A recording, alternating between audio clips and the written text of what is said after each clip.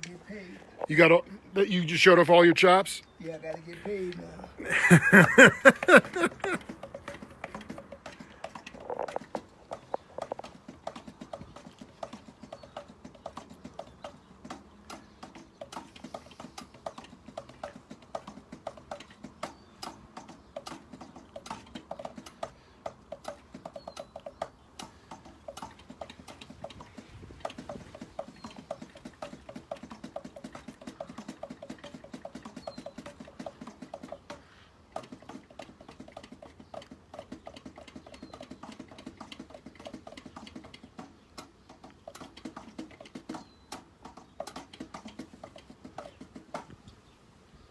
Now I gotta get paid.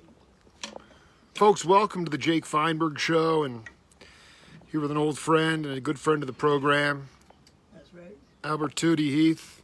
Welcome back, my brother. How are you, my man? Hey Jake, how you doing? I'm doing really good, man. It's really great to see you, brother. It's good to be black.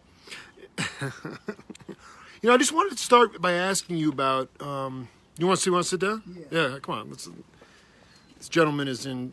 You saw your doctor today, and he said you got the blood pressure of a kid. Yeah, he said I was cool. Then he listened to all my shit. I got a lot of fake bullshit up in here, man. I got a pacemaker. I remember Tommy Flanagan had a pacemaker. But his was one of the first ones, and it wasn't too good. So one time we playing at the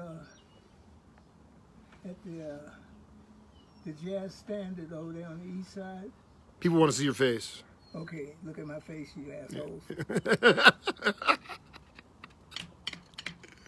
Yeah, baby. So yeah, so go ahead. Flanagan had the pacemaker. Yeah. And me and Peter Washington, who can verify this story too, if you ever see Peter. We were playing and we had a little exchange, me and Tommy. He was playing 8 bars and I played 8. And Peter was playing in between both. So when it was my turn, I played. And I was waiting for Tommy to come in. He was over there with his head down like this. And he had one of those cordless mics. And it disrupted the flow of his pacemaker somehow. Something said pop, like that, it popped. And he fell over. So me and Peter, we playing and we looking at each other. And in a split second, he popped back up. So he came too? Oh yeah. Wow. He must have freaked you out for a minute. It did, man. It scared us. We thought he died on the bandstand. But he had this cordless mic and he was saying something. And that shit said pop. And we heard it. You know, ask Peter about it when you see him. Tootie, I want to ask you a question. I mean, I'm actually contemplating driving down to the border tomorrow to protest what's happening down there with the. That'd be good, man. That's the awful shit they doing to those people. The kids and the families, the separation is just outrageous. And I wanted to ask you, did you go to visit Jimmy when he was in jail? Several times, yeah. And what was that? What was was he treated subhuman there? Well, he never mentioned it. And, you know, he was in federal prison, so that was kind of like a little better than state prisons in the city jails. So he never talked about being treated bad. The only thing that happened to him that was really bad, 2 things. He started a band up there. They never had no music. So when he got his sentence, he went to Lewisburg, Pennsylvania. Right. Federal prison. I think it's still there. But he started a band, and so he couldn't have a horn. They wouldn't let us give him a horn. So I got him a flute. And I took the flute up there, or either I sent it, I forgot how it got there, but I probably sent it. And he got the flute, and he wrote me back and said, man, it was so wonderful. He got the flute, he was playing all day long. He loved it. So, and Jimmy didn't even play flute, you know. That's incredible. The flute was more accepted. It was like a lighter sounding. They wouldn't let the sax in there? He had but one day, he came back from lunch. He went to lunch. He said he laid the flute across his bed, and he went to lunch. And when he came back, all the keys were snatched up off it. You know, all the keys were standing up on the flute like this. Somebody had bent them up. And a brother told him, he said, motherfucker, this is the penitentiary. You don't want to hear no birds and shit up in here. So he said that was awful. The other incident he had that was bad, he was a piano player who was serving time from Philadelphia as well. His name was William Langford, called himself Count Langford. And William Langford, he also became a Muslim, and he called himself Hassan. And Hassan became a Muslim. So he was in prison with Jimmy, and so he was in the band, of course. And Jimmy said one week he got a long letter from Hassan saying he didn't want to be in the band any longer for whatever reasons. I don't remember what it was. But he didn't want to be in the band, and Jimmy said that was the most hurting thing. He had a guy to give him a 2 weeks notice in prison to quit the band. He said that was horrible, and the flute, that would happen to his flute, that was the two things he talked about. But I don't know about him being treated bad. All the guards, you know, when he left, me and Percy went and got him when he was released. What was it was 2 years or 5 years? How long was he? Four. It He had was 4 years. He had 4 years. Something like 3 years and 30-some months he did in the street on probation. But that was awful too, because Miles Davis, when he got out, Miles sent for him to come and take Hank Mobley's place in Florida. So Jimmy was real excited. You know, he just got out of jail. Or he had been out sometime. I don't remember exactly. But anyhow, he got out, and Miles sent for him. And, you know, that was like a dream to be able to get out of prison and go play with Miles Davis. In his band. They had played at Spider Kelly's and stuff together. Jam, like, maybe just... Well, maybe a jam session or right. something. But he was going to be in to take Hank Mobley's place because Hank quit. And so Jimmy just got up and packed up his stuff and went to Florida. And his parole officer made him come back because he left without getting permission to leave the state. You know, he's a federal inmate, which he was on parole, so he wasn't supposed to leave the state without getting permission. And he left, and so they made him come back, that really hurt him. So they made him leave Miles' group and come back to Philadelphia and report to his parole officer and stay there every week like he was supposed to do. Yeah, he was on 24-hour leave. You wrote a tune there with Julian Priester because he would go to New York to record and arrange, and then he'd have to be back in Philadelphia in one day. Yeah, I don't remember that, but I do remember him doing an album with, he did an album with Miles, I think.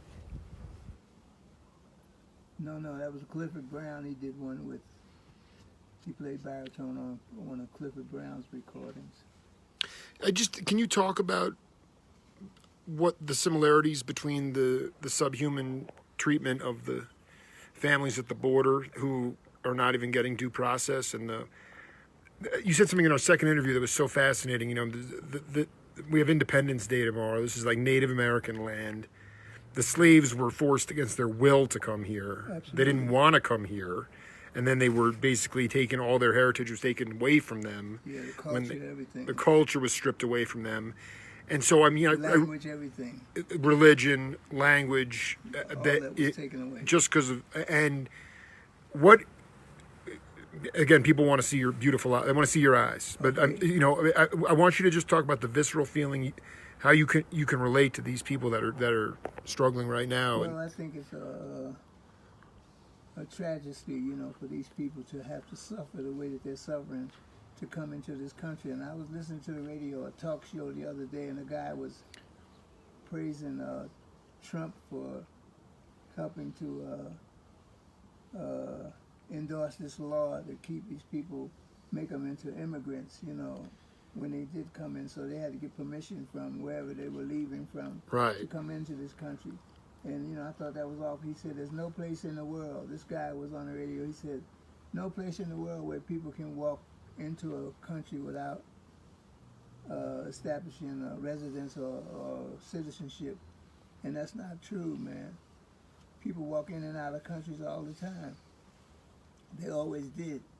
When I lived in Sweden, they used to walk in and out of Sweden, like especially Turkish people and those people they call gypsies from Eastern Europe. Right. They walk in and out of Sweden like it was, free place. So it's not really true, but some people believe that, that law is worldwide, but it's not true, man. People walk in and out of countries all the time. But now it's a little different because of the terrorists and all the awful stuff that's going on.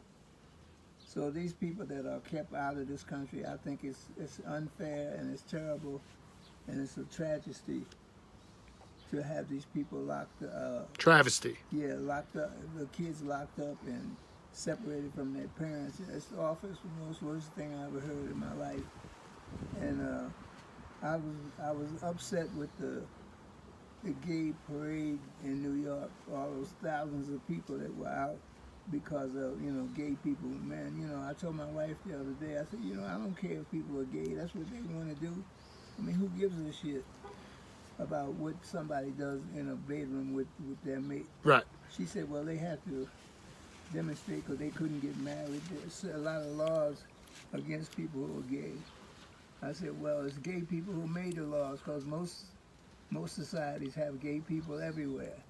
Police, governors, mayors, there's people who have this gay business everywhere. I agree. I mean, but why do they? I understand why do they make laws against it. Religion does it too, by the way.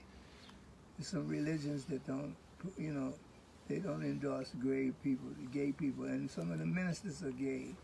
All those guys who molest those kids, what do you think is wrong with them? All those priests and people. And there's a lot of self-loathing that goes on too. People hate themselves for that. They do all kinds of stuff to other people, other human beings. So we just put a title on it, call them gay, or we call them child molesters or whatever. But I think it's awful what they're doing to these people at the borders. These people need to be able to walk in this country and walk out of it. And everybody should. There's no such thing as a passport. That's the dumbest thing I ever heard in my life. What do you need a passport for to come in and out of the country? It's just a political way of trying to control people. But people still come in that shouldn't be in, and people leave that shouldn't leave. So let me ask you though, when your dad used to take Percy downtown because he was part of the Tuskegee Airmen, and he'd go to Philly, and your dad was so proud, he'd wear that uniform, and there'd be all these, lower grunts around, and they'd have to salute. yeah, my father loved it, man. But so how? But were you still treated subhuman in Philadelphia too? I mean, Of course, yeah. can you give can you talk about like an example of how? Philadelphia was racist like every place else in this country. And Philadelphia was one of the most, the Liberty Bell and all that was bullshit. Right. And of course they took all that away from the Native American people as well. And Philadelphia was terrible, man. We had one of the worst police commissioners in history named Rizzo. And he just... Yeah, he blew up one of these... Well, that was the mayor who got permission to blow up. The mayor was... You did? Okay, yeah. Mayor Good was his name. He was actually Mayor Bad. Mayor Awful should have been his name. His name was Mayor Good. And he was a black guy. But he was the mayor, so he got permission from police to blow up these people. Kids, everything, man, which was awful. And, Philadelphia was very difficult growing up. I knew where I belonged in Philadelphia, our neighborhood. I knew when I stepped out of our neighborhood. When I was trying to be an altar boy at one time. And a nurse came to the house. They would recruit kids. So the nurse came to the house one day. Sister Rosemary, I'll never forget her name. Most beautiful face I had ever seen, man. In this nun's outfit, whatever that dumb shit they had on. Fucking look like a guy. Yeah, we're breaking all the rules. Oh, now. that shit is dumb, man. Yeah.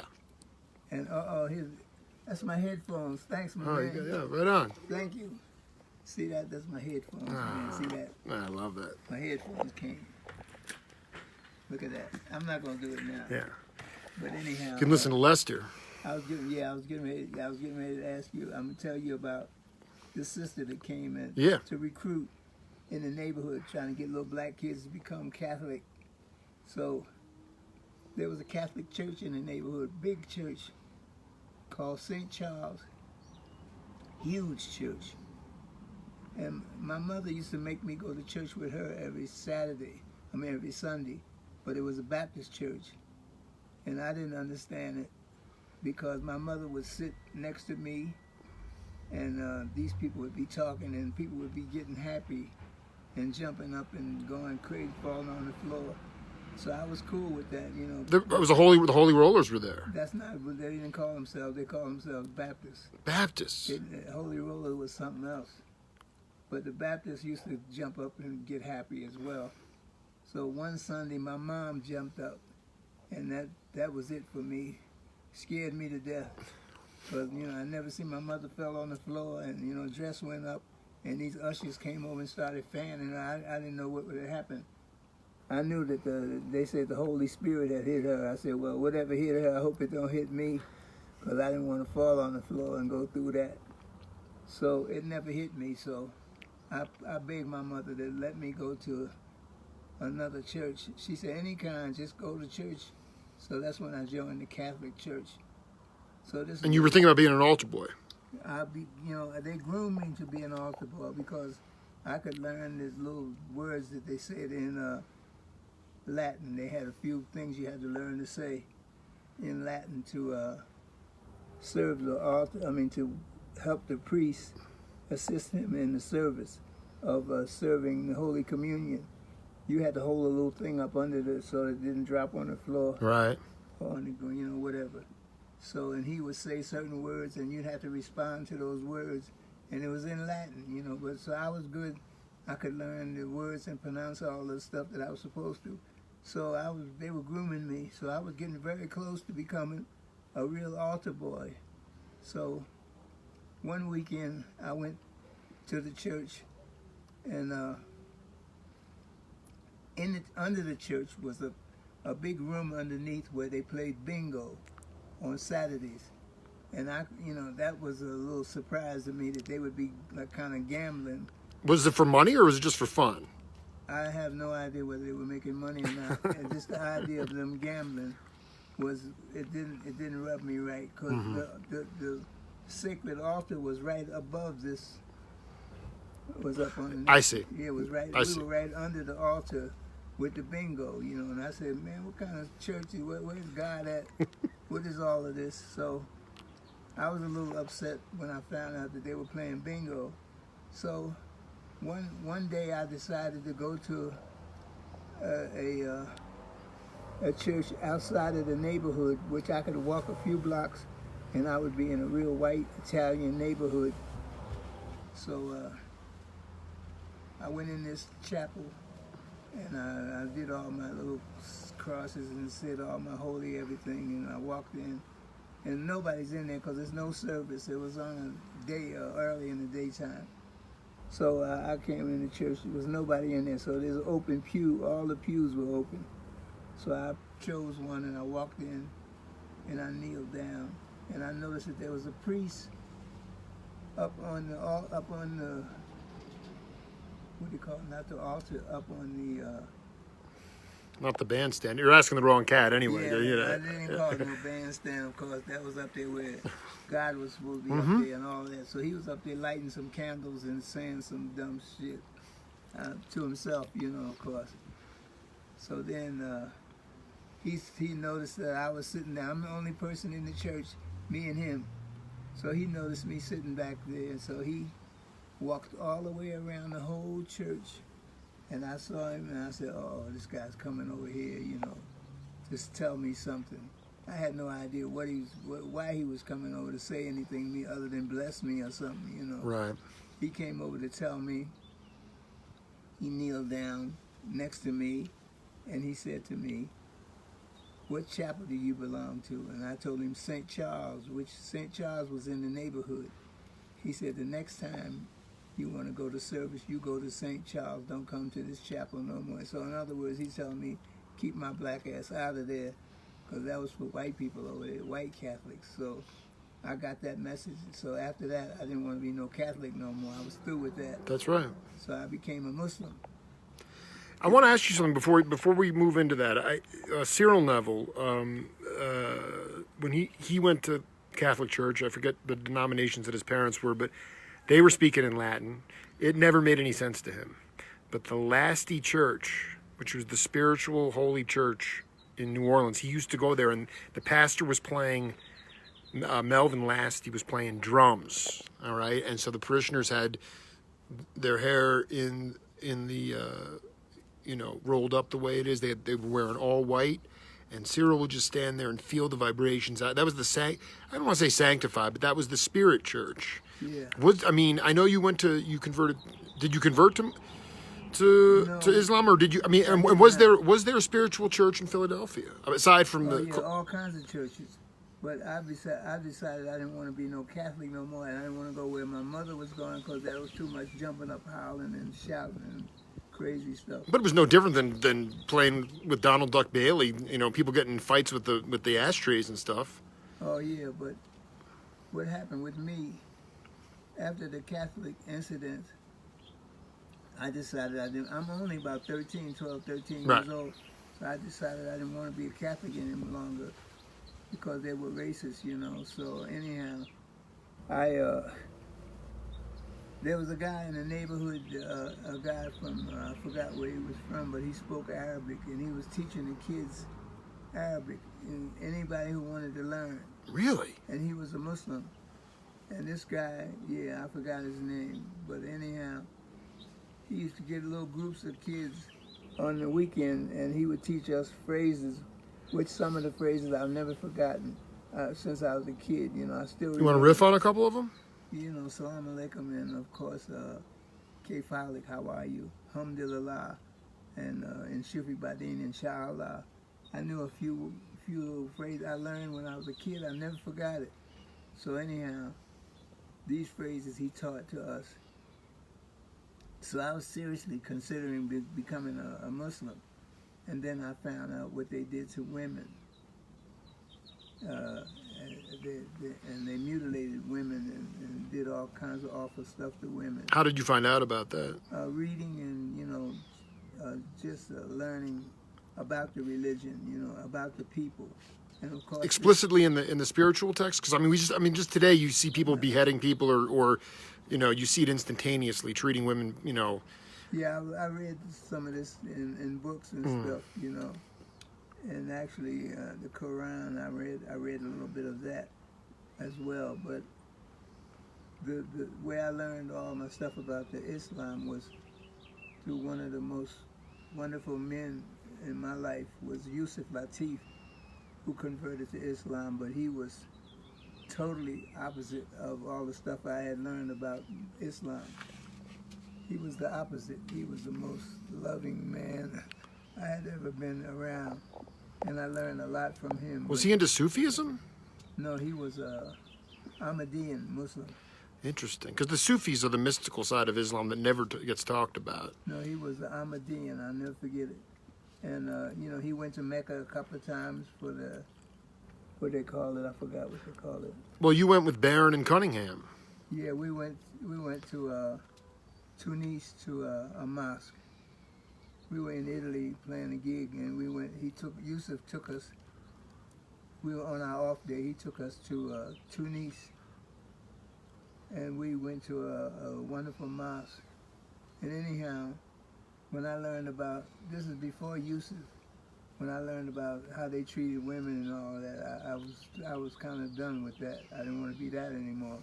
So my latest quest now has been through a friend that I met here who's into Buddhism.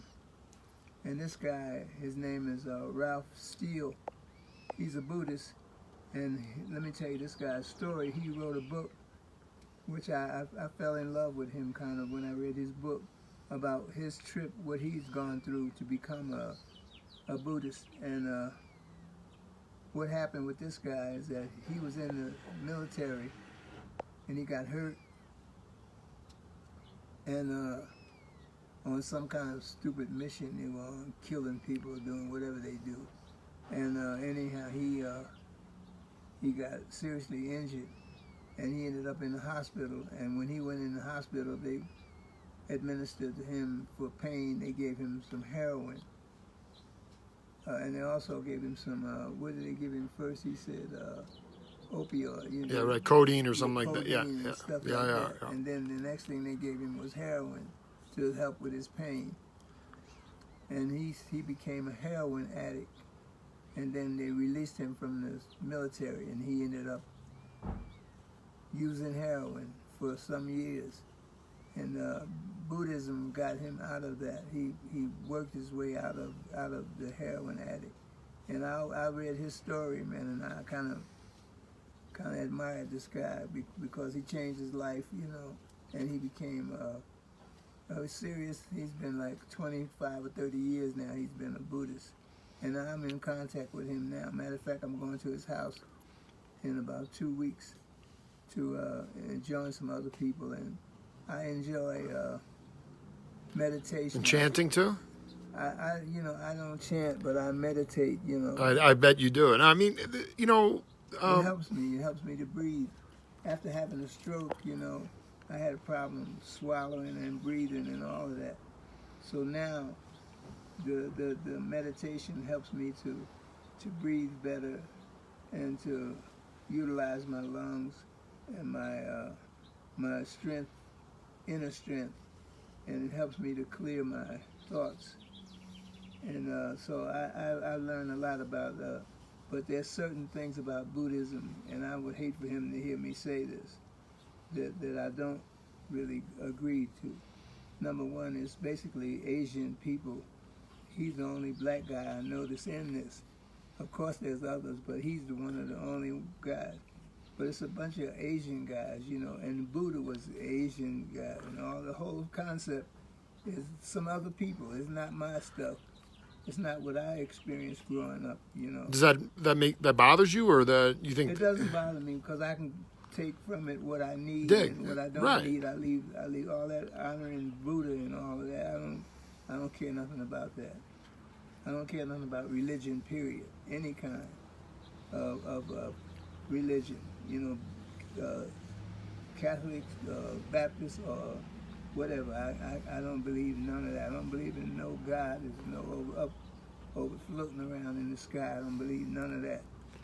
And Jesus and all that, because I used to always ask my mother, how can you praise this guy?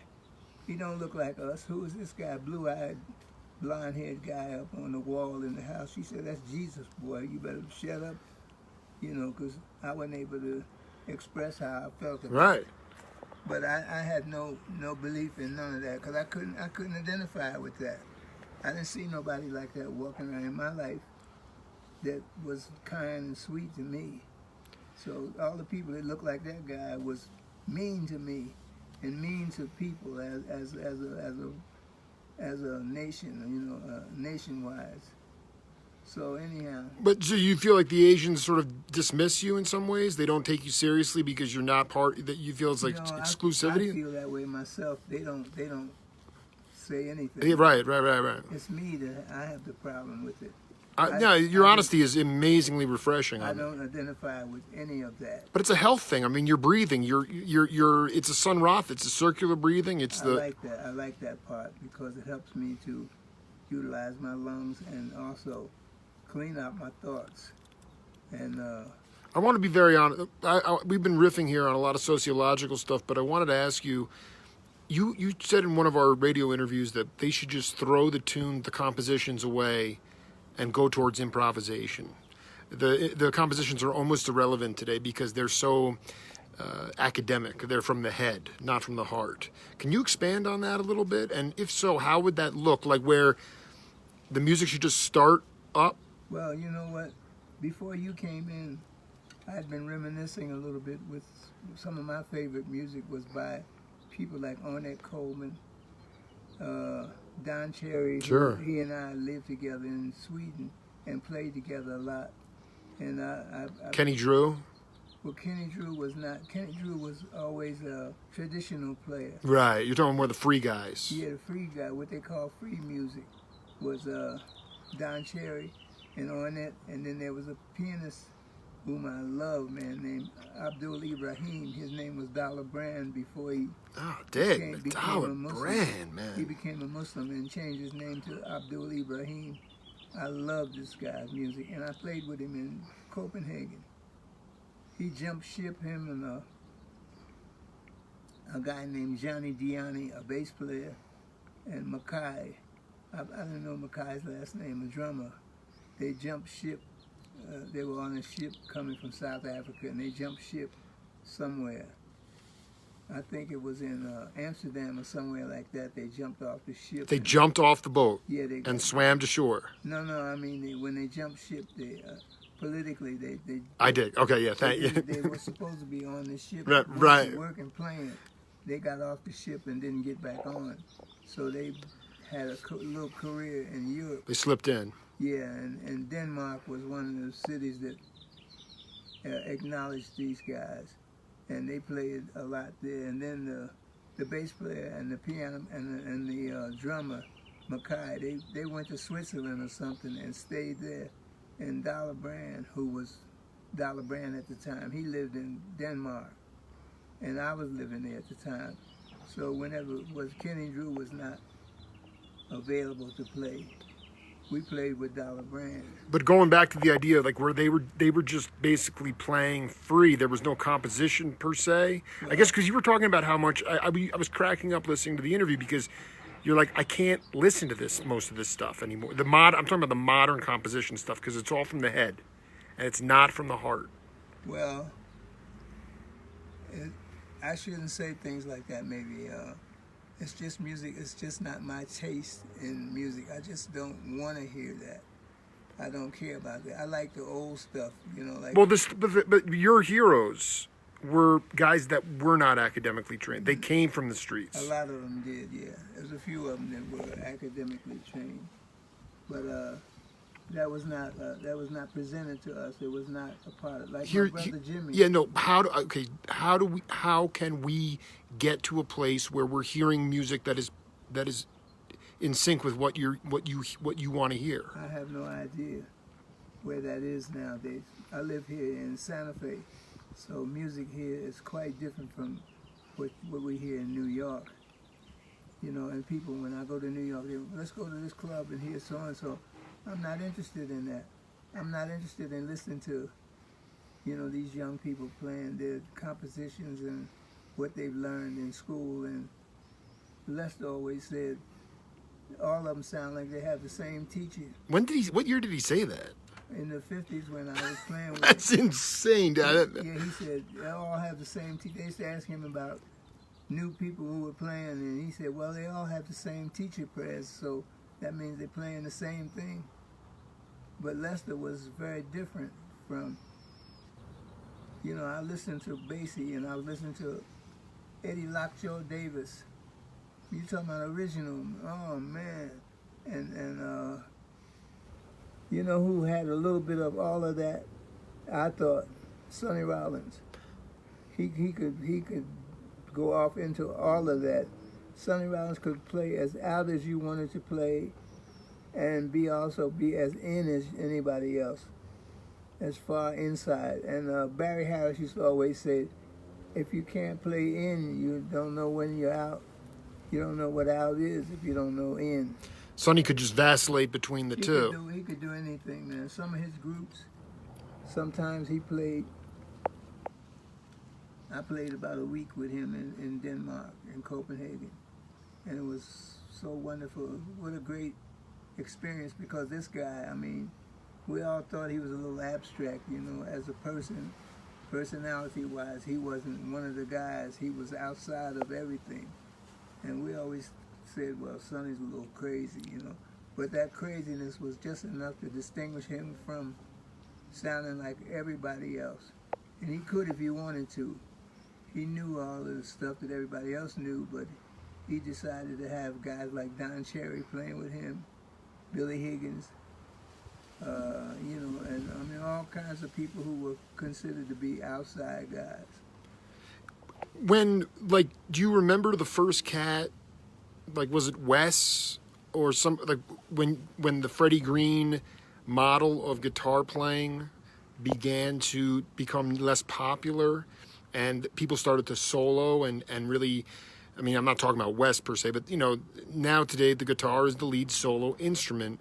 Do you remember who actually, was it Johnny Smith? Was it Wes, or who was the first cat who was like using it as a lead solo, and where eventually the saxophone dissipated from being the lead solo instrument? Well, I thought that Wes was responsible for kind of that call and response Right. type of playing. He would play one thing and then express some accompaniment with the rest of whatever he was playing. And that's fine. And he was one of the only guys that would do that at the time. And I knew some other guitar players too. But guitar, I never really liked the sound of the guitar. You know, Kenny Burrell, I never liked him, and I never liked. There were a couple of others. There's one guy from Washington D.C. that Billy Hart used to play with. I forgot his name. Big name guy. Oh, I'm gonna have to come on. I'm gonna have to. Why am I slipping on this right now? So Billy Hart used you to didn't play like it just didn't fit into the context of the conversation. I just didn't hear. I dig. Didn't hear what he was doing. It just was above me. Joe Pass. Yeah, I mean Pass. Joe Pass. Pass would play with Billy a lot. Not Joe Pass with Billy, you know. Oh, but that's another cat from DC. Another Yeah, guy from yeah. DC. Joe Pass, I forgot where he was from. He was probably California based, maybe. Yeah, but Joe Pass was, you know, he had something special. But most of those guitar players just play a lot of notes and a lot of speed. And I never felt that. But with Wes though, With Wes, it was like Wynton Kelly and him would play off of each other, right? I mean, absolutely. But Wes could do the call and response himself on the guitar. Right. He would play one thing and then play some accompaniment stuff, and which was kind of unique for a guitar. But you know, I really didn't play with Wes that much. I just made that recording with Wes. Which recording were you on with Wes? East Meets West or something like that. But Percy was on it, my brother, and Tommy Flanagan, and myself and Wes. It was just a quartet. West meets East or something like that. East meets West or something. Did you play with any banjo players that you enjoyed playing with? Never. But you did like that instrument.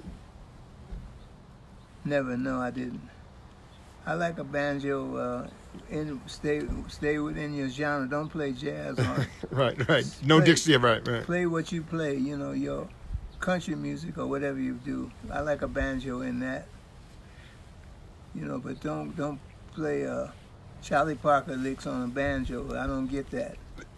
When the guys were coming down the road in Philly with the fruit, guys were playing dice games, giving $1 to the kids to let them know when the cops were coming. Do you remember Percy being out just playing bass on the street for people? Like he learned. Never. How did he learn to have such a great time early on, though? Percy was very special and very conscious of. He always said he'd rather have a note in tune than to play a lot of notes out of tune. He said he always was conscious of the time and also very conscious of the tonality of what he was playing. Percy was special because Percy was actually left-handed. So he had his best hand playing the notes on the bass instead of the opposite like most bass players that are right-handed. But Percy would play the bass strung up like a right-handed guy, but he would play it left-handed. Wow. He had the left hand up on the neck. Yeah. All his notes were by his strongest hand, so his intonation was really special. And Percy had a real special feeling. Percy was also in a group with my mother, in a church kind of group. Right. They used to travel around and play. And at that time, Percy was, I don't even think he was playing the bass. I don't know what he was doing. I think he was singing or something in a group with my mother. He wasn't playing bass fiddle. No, you there have was to ask Jimmy. Jimmy knows exactly what he was doing, but I don't remember because I was so young. I don't remember. But I remember Percy talking about clapping, you know, and being in a group with my mother, and then I think he was singing. I don't remember. But he was not playing bass. He didn't play the bass until he came out of the military. In about 2 or 3 years, I looked around. This guy was recording with all the major jazz people in New York. It seemed like it was overnight. And I think Percy's. I just want to be clear. He never picked up the bass before the military. Not that I know of. But he had and he was in the he played in the band though. Not in the military. No. He was in Tuskegee Airmen. Excuse me. No, yeah. he did not. He was in warfare.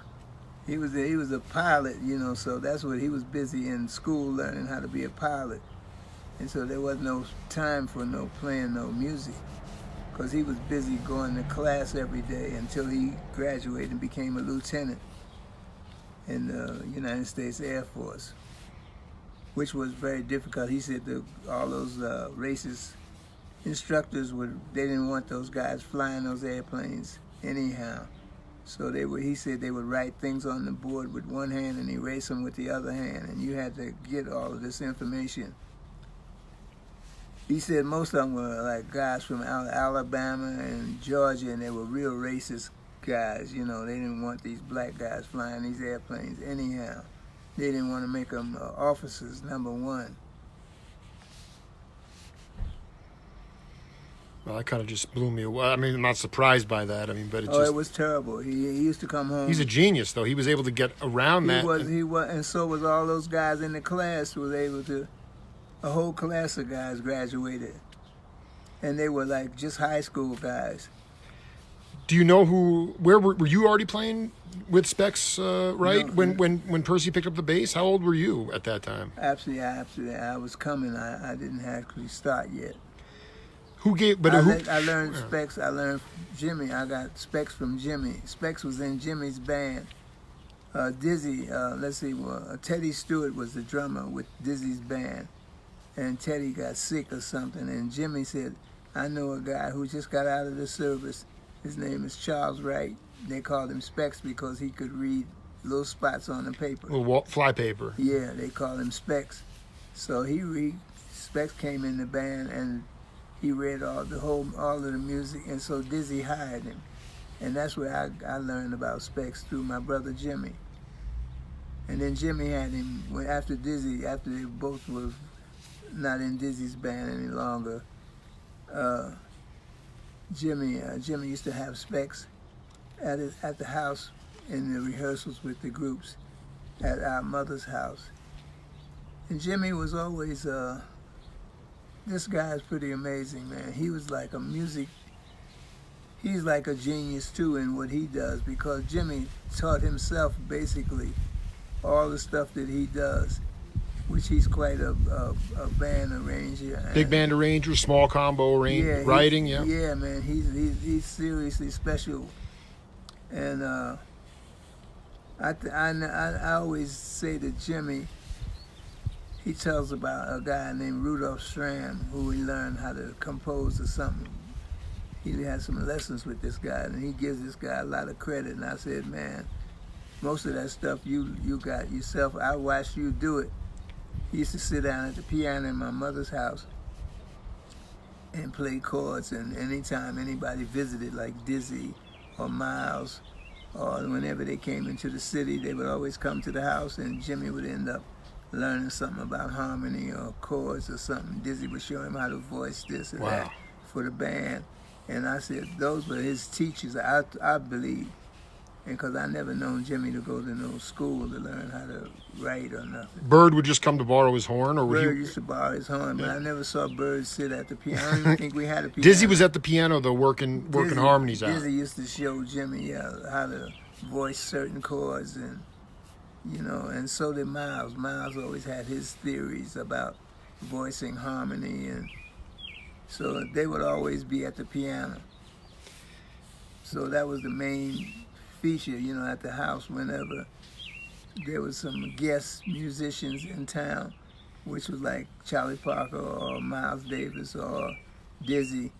They would always end up in my mother's house with Jimmy at the piano, and my mother would cook dinner for everybody, and it would be a big celebration. And those guys were not famous at that during those times. Before they were heroes. No, they were not heroes. They were just guys that were doing the same thing that we loved.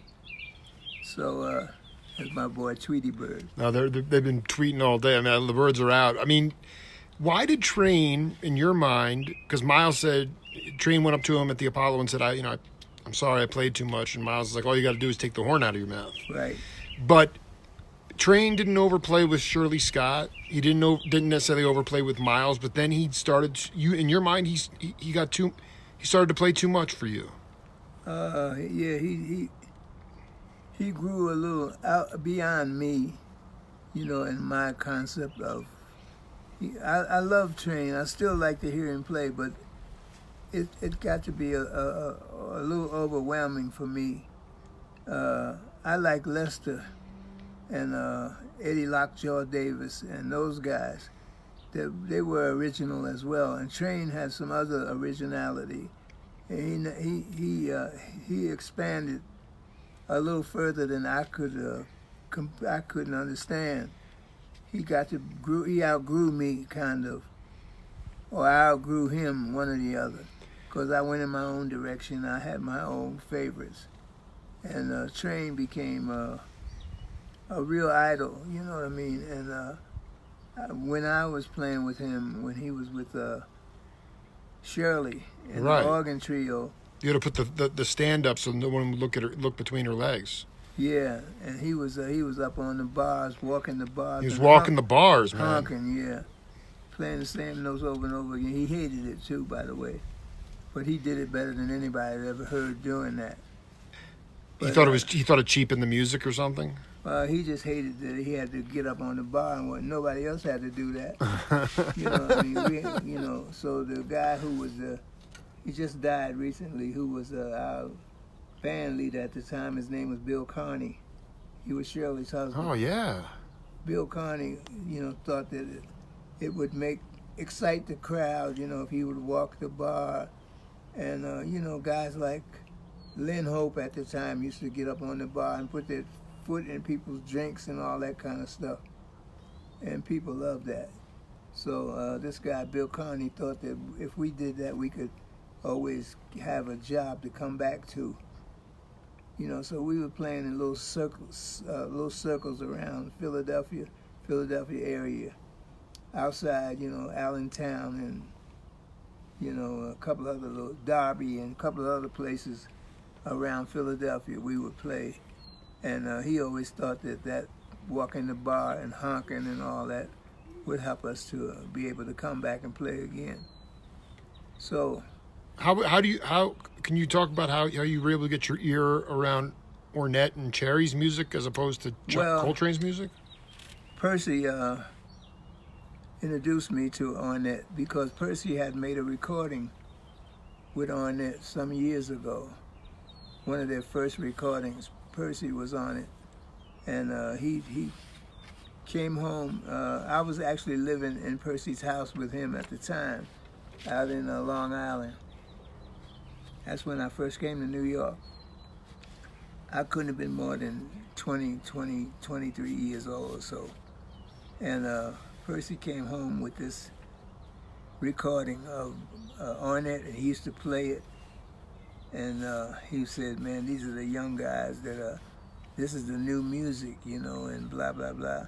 And Percy was way advanced, I think, as a musician, to be able to play with John Lewis and the Modern Jazz Quartet, which was super restricted music. Right. And disciplined and super, I mean. He accepted Ornette's music? He said this is the new... He said these are the young guys, these are the new young guys, and they're experimenting and playing.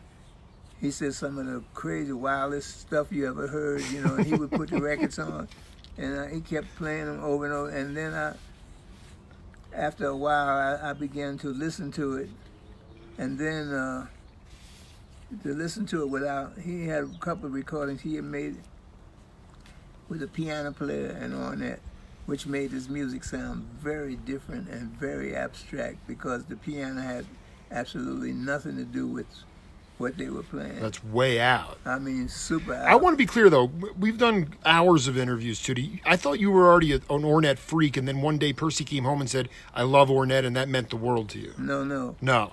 Percy introduced Hipped you to Ornette. Yeah. Interesting. And then Ornette was playing at a club called the Five Spot, which was down on Bowery. And so every now and then we would get in Percy's bus. He had a little Volkswagen bus. And he said, come on, man, let's go in town and hear Ornette and the guys, you know, Higgins and Don Cherry. Wilbur Ware. No. Charlie Hayden. Charlie Hayden. And wow. That's right, of course. No Wilbur Ware. Wilbur never played with that I know of. So we used to go down and hear the group. Sometimes Ed Blackwell would be playing drums whenever Higgins wasn't available, or vice versa. But Higgins was there most of the time when I remember. So we would go down and listen to the group, and I would notice, like in the phone booth, which in those days they had a phone booth where you could go in and close the door, and the light would come on, and you could make a phone call, you know. So Sonny Rollins and people like that would come in and sit in the phone booth to listen to Ornette without being recognized by the other jazz people who hated Ornette. Ornette, by the way, the audience wants you to be clear, it's Ornette Coleman, right? Yeah, of course. And you know, in those days, he was very unpopular. He was really ostracized by the rest. Really unpopular, and until Percy kept telling John Lewis to come and listen. Wow, this is a revelation. John started listening, but Milt Jackson and Connie Kidd never did. They never came down there to the club that I knew of. And Milt always talked about it, like Jimmy. Jimmy said it was garbage. You know, my brother Jimmy. Jimmy Heath said it was garbage. Yeah, he said what Don Cherry was playing. He said they phrased some nice garbage. You know, but I got to be honest. It touches my heart to know, because Percy was about as straight ahead as you could get, but maybe he really wasn't. Well, maybe he just had to play in a restricted setting with the MJQ. You know what? His before he got with the MJQ, Oscar Pettiford was his man. That was the greatest bass player. Badass. Percy thought he was the greatest, and Oscar would invite Percy to come and play the bass whenever he was playing somewhere. And Oscar would get in and start playing the cello, and Percy would play the bass with him, and he thought that was one of the most honorable things he could do, man, because he loved Oscar Pettiford. He loved him. And so Oscar was not an outside guy at all. So Percy kind of introduced Ornette to, he talked about it so much, and next thing I know, it was in the newspapers around New York about this new music, this crazy music that was being played. And next thing I know, Leonard Bernstein came down there. At the Five Spot? At the Five Spot. Was at Leonard Bernstein at the Five Spot. What a great scene. Yeah, he came down to hear Ornette, and he endorsed Ornette after he heard it. Wow. The next thing I know, this guy got a MacArthur, because they recognized the music as him as a genius. And was pretty amazing, man, how I never known them to rehearse. I don't know how they got that music together, but they would, Don could play that music inside out, and Don was such a student of Ornette. When I got to be in Don's company in Sweden, and I could see how Ornette influenced him, and he knew some of those songs, that Ornette used to play, so we play all that stuff. And the only other drummer that I know that enjoyed it is Billy Hart. And Billy Hart and I used to sing all the parts, some of the songs we knew all of. But I'm sure now Higgins liked it, right? No, Higgins loved it. Higgins loved that guy was unreal. Higgins could play with anybody. And Blackwell too, he loved it too. And these guys never talked about loving it. They just did it. They were having a ball. And they recorded, and Higgins would be playing down there in the 5 spot. And I used to go down there and listen to these guys play. So every now and then train came in a few nights. Every now and then I would go down there because I finally moved from Percy's house around the corner from the 5 spot. I had my own apartment. I used to walk around there, and Bobby Timmons said, "Where you going, man?" I said, "I'm going around here on that." He said, "Outdoors." He said that was some of the loudest music he'd ever heard. Bobby was he getting? Was he at least respect? I guess that's the question. There's a fine line between understanding it He did not, and respecting it. I don't know if he respected it, but he said it was outdoors. That's like outside. Outdoors. Outdoors music. Outdoors. Yeah, outdoors, man. outdoors. Are you kidding? Bobby Timmons used to say that. Yeah, Holy outdoors. cow, I love He it. said, "You going around?" I said, "Yeah, I'm going here on it." He said, "Yeah, outdoors." And Jimmy called it garbage. And most musicians did not like it. I think most guys were jealous because of all the attention he was getting. And they were writing up in the newspapers. No, I'm good. They were getting write-ups every time you pick up the paper, man. It was something in there about on that. The next thing you know, he's recording for Atlantic, and all these records are being. I don't know how they were selling, but I know I loved all the recordings. I have them all. Let me ask you though. You said I don't know how they got that music together without rehearsing. Yeah, I don't. But here's the question: what band was the closest band that you were in that never rehearsed, but you got it together all the time? Bobby Timmons. And who was in that group? Me and Ron Carter. So can you talk a little bit about the process of actually like no rehearsal, you just show up we get a gig, and then that's when we got the music together on the gig, and we made a recording like that. And Bobby already knew everything, It was just the thing that me and Ron had to be able to apply whatever we would do with Bobby's music. And Ron was, we did an album at the Vanguard live, Bobby Timmons live. And man, I never rehearsed nothing with Bobby Timmons because Bobby Timmons was from Philadelphia and we lived around the corner from each other. I don't think I knew that. Yeah, Bobby was raised by his grandfather, who was a minister, which lived around the corner from us, Reverend Habershaw. He lived around the corner, and Bobby grew up around the corner. So he was often in our house, with Jimmy learning some stuff about chords and whatever. But Bobby Timmons became, the leader of this group, me and Ron, and we made this album at the Vanguard. And I don't ever remember rehearsing none of that. And another guy I used to play with that I don't ever remember rehearsing was Clifford Jordan. That music sounds amazingly spiritual. I'm not sure. I mean, it's abstract. I love Clifford Jordan and Cedar. I used to play a lot with Cedar, and I don't remember rehearsing nothing with Cedar either. So how would that work? I mean, were those cats putting charts in front of you, or is like just follow? We didn't have no charts, no. Unbelievable, no charts. I don't remember no charts. Maybe the bass player would have some charts, but at that time it was Sam Jones and me sometimes and Billy Higgins. Well, and actually one of the albums Clifford Jordan played, Wilbur Ware was on. Yeah, Wilbur was on one of them. I remember that. That's the only time I'd ever played with Wilbur. But at that point, are you and Ron, going back to the Timmons thing, are you just going on instinct and feel at that point? Not necessarily instinct, but we could listen to what he was doing and we could follow it and and add whatever we could add to it too. And Bobby was never objective to whatever you played with whatever he's doing, because he knew what he was doing. He already had all that together.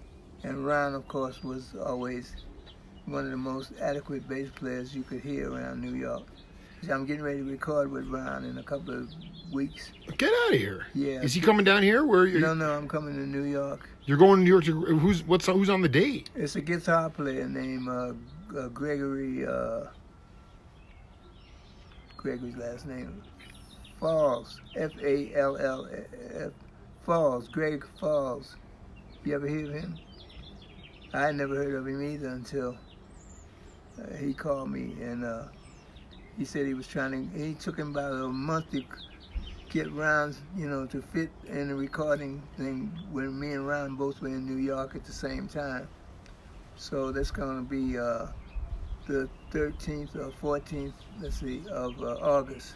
Wow. I'm going to record with Ron. Do you ever remember Louis Hayes? I just had a chance to talk to Louis. He said Unbelievable. He said that nobody ever told him what to play. Has anybody ever told you what to play? Yeah, I had people to tell me what they wanted to hear. Joe Henderson was one of those guys who was very conscious of what drummers played, and he was telling me what he wanted to hear. I want to hear a little more of this, a little more of that, but never tell me what to play. But Joe Henderson, He'd tell you what he liked. Yeah, Joe Henderson was one of the most critical guys I ever played with, because I played with him with Herbie. Fat Albert Rotunda. Yeah, Herbie never said nothing about what I played. Never. And I don't remember rehearsing nothing with Herbie either. All that hard-ass music he played. Are you kidding me? The Prisoner. The Prisoner. Like no rehearsal on The Prisoner? Well, you know what? We were playing most of that music every night. Right. Around. We were Right. You were already hot with it. You could just go in. Yeah. We went in and put it down. But that was Joe Farrell was in the band, and then Joe went to Europe, and Joe Henderson took over. And Johnny Coles played trumpet. Garnett Brown, rest in peace. Garnett, is he dead? You told me. That's what you told me a year ago, man. Yeah, I think somebody did tell me. Yeah. Yeah, we used to call him the soldier, because Garnett was very strict. A serious cat, dude. I mean, stayed to the letter of everything. Garnett was no joke, but he led the horn section within Herbie's music, basically. And it was Garnett. So you never rehearsed with Herbie. You know who I rehearsed with a lot? George Russell. Now that was some rehearsal, but that was considered some outside music. New age, dude. That music is transcendent. I have those albums, and but it doesn't sound like you over. Phillips, Bob Phillips? He's still around. I just missed him. He was here, and I was in New York when he was here. I just missed him because he and I learned Swedish together. Jazz in the Space Age. Yeah. You and Persip rule that album. You're on different tracks. Yeah, I don't remember that with George Russell. Yeah, it's unreal, man. I used to rehearse all the time with George down on Grant Street down in the Village, in George's apartment before he went to Massachusetts. And actually we went, and then Thad Jones was actually playing trumpet when we were rehearsing. And I just mentioned his name, Joe Farrell was tenor, and a young man named Brian Trenham was trombone. And we used to rehearse with Thad and those guys down there in George's apartment. And we did it. And then we went to Europe on a tour. And this is the first time, Jake, I'd ever been booed in my life. We opened Thelonious was on the bill. Right. And we opened with You Are My Sunshine, which was in 12 keys at one time. That sounded like somebody sitting on the piano. You know what I mean? playing with a cat running across the piano. And Outdoors. Oh man, it was outdoors. And you got booed. And we opened up with that, and they booed us. The French people booed us. Then Thelonious came out after us.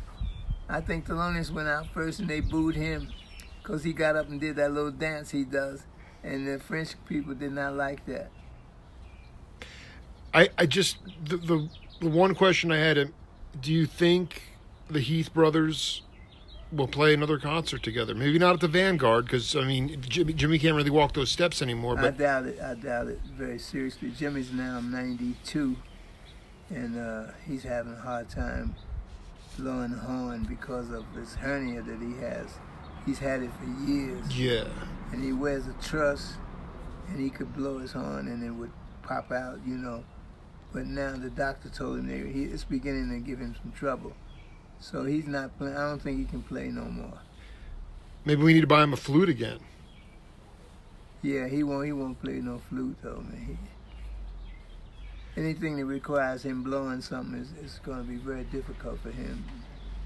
I want to ask you one question, though, before we wrap, is that the Heath brothers, in 50 years, when somebody watches this video, what's the Heath brothers' legacy to music? I think it was basically Jimmy Heath's writing, his compositions, which we all contributed some compositions, but Jimmy was the most predominant of all, because he always did, he always felt like he was the one to write the music, because he was always in charge of the improvising, you know, so he felt like he should write the songs. So we had a couple, so Percy had quite a few, and then I had a couple that we used to do that were a couple of things that I put together, and then a couple that Jimmy and I did together, a couple of ballads and that we did together, and Percy did several on his own because of him soloing on that baby bass, right, he called it. So he wrote a few, but Jimmy was in control of calling who would we play what and when, and I think he was more comfortable with his own music than playing our stuff. So the Heath brothers did not get that much as a group playing, other than playing Jimmy's music. That's fast. The original compositions. It was okay with us. Yeah, we didn't have no problem with that. You know, also just popped into my head, the great drummer, bop drummer Art Frank, he said he used to work with your brother Jimmy doing a concert for Herb Schnitzer's band. But I wanted to ask you, just compare and contrast Basie with Woody Herman's band. What was the difference? Because I thought Woody Herman's band was pretty esoteric too. Garaldi played with them for a minute. Vince, yeah. Yeah, I mean, because we were talking last time about Basie versus Woody, that you could fundamentally there was a split there, and I wanted, you know, I mean, I did 4 interviews for a documentary on Stan Getz. Stan Getz played from the heart. I mean, he was not from the head. I played a lot with Stan, yeah. So can you break the difference between Basie and Woody's bands? The difference was the difference. You know, that's it. That's all I can say. If Woody Herman's playing over here, Basie's over there, I'd be over here listening to Basie. Why, just because of the blues? No, because that's Basie over there, and that's Woody Herman over here. That's the Zen. He's a clarinet player. This guy plays the piano, Basie. And he plays special piano. It wasn't like everybody else. So, I mean, that was the difference. The difference was those two guys. It was a different band, a different time, you know, a different culture. Woody Herman didn't come and play in the clubs where I went. He wouldn't play there. He played in other places. Basie was in those clubs. Like Atlantic City, I could go down there and hear Basie. Or Duke. But not Woody Herman. He wasn't there, wasn't available. I dig. So that's the difference. You wouldn't go? Did you go see Jimmy? You didn't get off on going to see Jimmy Smith and Kenny Burrell? Jimmy Smith I loved, but Kenny Burrell, he was not one of my favorite guitar players. What about Hassan Ahmed Ali? Hassan, yeah. Yeah, what, dude? Please, because Odin, I just saw Odin in Philly. Odin loved Hassan, yeah. Hassan Ahmed Ali. I mean, Hassan the only Ibn person Ali. that would record him was Max. Yeah, he did record him, yeah. Did you play with him? A little bit around Philadelphia, but you know, he's the one that wrote a 2-week notice to Jimmy, and they was in prison together, and he quit the band. That Hassan was the one that wrote the... That was Hassan, William Langford. His name is William. You should have dropped the Hassan Ahmed Ali. I know that Yeah, kid. I didn't know that, see, but they called him William Langford was his real No name. wonder Jimmy was heartbroken. Yeah, but that was... That dude was ridiculous. There was nobody nobody since. I know, he was special. And had his own concept of how music should go. And I think him and Jimmy had a little clash together, because Jimmy was like more with the book kind of music. Yeah. Then we call him, Count Langford was his name. We call him William Langford. And then he became Hassan, or Hassan. Well, you're a pretty original cat too, Tootie, and I gotta say, Well, it was so beautiful. We'll do it again, and you know what, man?